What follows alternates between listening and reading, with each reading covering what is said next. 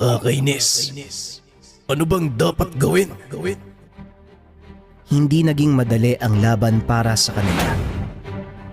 Malawak ang espasyo ng lugar, kaya malayang nakakalipad ang mga kalaban.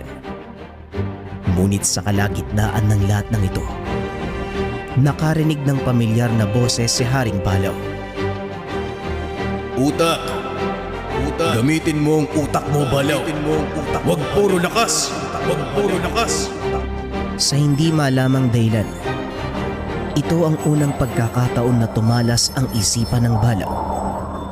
Mula sa nilalang na puro lakas lang ang nasa utak, nagsimula na itong mag-isip bago gumawa ng hakbang.